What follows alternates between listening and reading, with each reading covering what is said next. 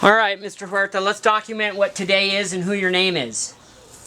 This lovely afternoon is May the 19th on a Tuesday, and it's approximately about 1:15 or something like that. And it was a very nice day, and I'm going to do a little filming here of some of my past and so forth, because at a certain point in life, it's not too much of the future. But we go day by day, as they say.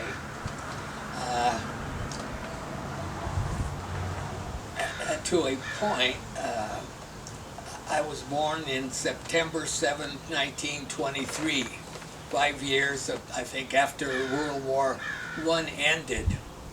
And my mother was 20 years old when I was born, and I had one brother later on, 1 year younger, by the name of Hector, and he was my first friend and first brother, and so we were always together. I mean, all through school, everything except when the war came, then we got separated. And then at 5 years later, I had another brother whose name is Fausto, and he was 5 years younger. And then I had another brother 10 years later by the name of Carlos. Unfortunately, my brother Hector passed away a few months ago, and missed him, and he's very nice. We talked at least once a week or twice a week, and we went through a lot of togetherness, all our schooling and working and delivering newspapers, and then we just got separated just about the time of World War II started. I graduated in the class of summer 42. The war started in 41, and I was a senior in high school. And a lot of the guys at school, when we went back on December 8th, dropped out of school and volunteered. They joined all different forces, Navy, the Marines, and the Army. And I wanted to graduate. I'd be the first one in our family to graduate from high school. So I stayed, finished my graduation, and upon graduation, and I decided, and fellows from the class before us were working in aircraft factories or different defense areas, and I decided I wanted to work in a factory, airplane factory, because I always did like airplanes, even making models of World War I models. I went to work at Douglas El Segundo, and because I had had a little metal shop, with metal, working in junior high school by soldering and that. So they put me in a department at Douglas El Segundo, working on parts of the SBD dive bomber. And I worked there only about 3 months when the lead man of the department, he's the head of it, wanted to give me a break, and there was an opening working outside on the planes, putting in the tail cones and so forth on the SBD dive bombers. So I went to work out on the line, which was interesting. I'd have to crawl inside the tail of the the SBD dive bomber, and crawl on the cables and get on the inside and do the tightening up, and somebody would hold the cone, the tail end of it, up against it, and we connected it up. And so from there, they had an opening on working on the inside of the cockpit, working on the aileron rigging, which was on the end of the wings. One goes this way and this way, and centering the control stick this way, so it would be centered, locking it in and making adjustments on it. So I got to do that, and it was very nice because I would be outside of the plant, and I had a special badge. I could walk throughout the plant to see different departments. And I had an uncle, my Uncle Jack, who was, I don't know, he was about 10 years older, maybe, or not, maybe not that older. He was working on the lathes inside there. And I would go visit him every once in a while. I could go in there with my special badge that would allow me to enter different departments because they kept everybody separated. And so it was interesting working there because then outside, because then I would be on the line where they'd come and pick up the airplanes as of the SBDs for the pilots to come, and I'd be doing the rigging at the final checking on there. And I remember working on the line where the pilots were coming to pick up their airplanes, and I was doing the last rigging and adjusting on the ailerons that go this way and this way on the each wingtip on the back.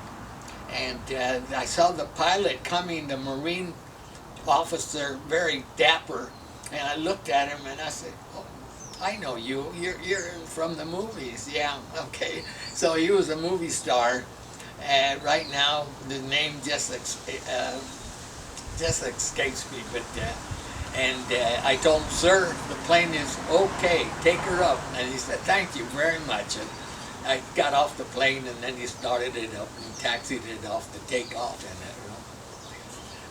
But it was nice. And finally, I kept getting deferred, 3 months deferment, because I was in the service. I mean, working there at the Douglas, and my brother Hector, he didn't get into that type of thing, so he went in before I did, even though he was a year younger. He got drafted, and I kept getting deferred, and finally, they finally drafted me. And when I went into the center in which you had a report, and there's a big barracks, and there must have been 150 guys in there, bunks and so forth. And they called out the guys, certain guys were being pulled out, like 50 or 60, they were going into artillery, others then to the infantry. Finally, there were 4 of us left in there. And then so one guy was way down that other end, the other guy was a couple of bunks from me. And we said, let's get together, the 4 of us here. And we found out that the 4 of us worked in the aircraft business, in airplanes. One worked at Northrop, at a factory there, one at Douglas, Long Beach, and so forth. And so fortunately, because of that experience, we ended up in the Army Air Corps, which was just the best thing that could have happened. I got shipped to Salt Lake City for basic training. And when we got there, all the guys from California there was lightning and everything happening. And we all ran. When they woke us up during the night, we saw this lightning coming up and said, "God, there goes the latrine, there goes the kitchen," because we saw the lightning come down. We had never experienced it here in Southern California, so it was very interesting. So that was only for training, I'd say 3 or 4 months. And then they evaluate you, what you've done. And because I had the knowledge of working at Douglas and so forth, they sent me to armament school. And there learn about bomb bay racks and machine guns, could take a rifle apart with your eyes blindfolded and be able to put a caliber 50 machine gun together. And so that was very, very good, interesting. And from there, after you do that, you got stripes every 4 months or so. Getting a stripe, I would be coming. Then I was PFC from basic. Then I became a corporal, and then they sent me to Salt Lake City again, and there they sent me to to join a crew, airplane crew, and to take up gunnery, and also, but because I had a pretty good sense of balance, I didn't get airsick. The other guys were all throwing up in the plane, and I could kind of get my balance going. I really felt sorry for those guys that were not used to it. So then after we got assigned from there to go to a base to join a group of other guys, gunners and pilots, co-pilot navigators and bombardiers and so forth. And we went to Delhart, Texas.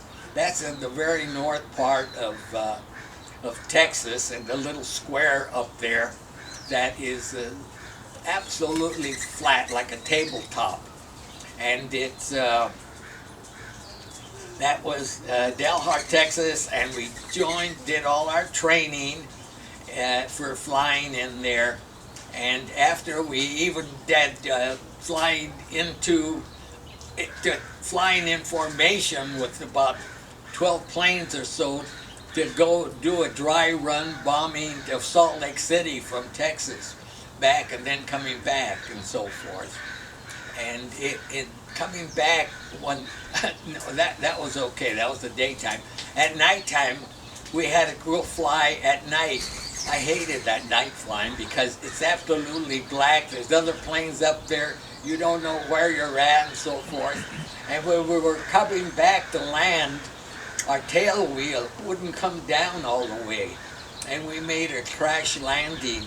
And when we, at the end of the runway, when we stopped, the compartment opening to the waist was opened up, and guys came in there to see if we were okay and adjust the tail wheel.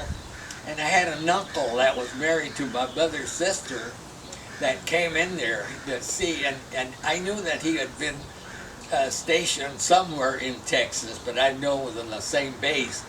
And as he came in there, he looked at me and said, "Octavio, what are you doing here? What the hell do you think I'm doing here?" and I was very, very surprised to see him, and it was a very nice experience. We did all our training and flying, and unfortunately, when we got ready to leave and maybe go to get ready to be assigned to go overseas, our pilot called us together and told us that we were not going to be taken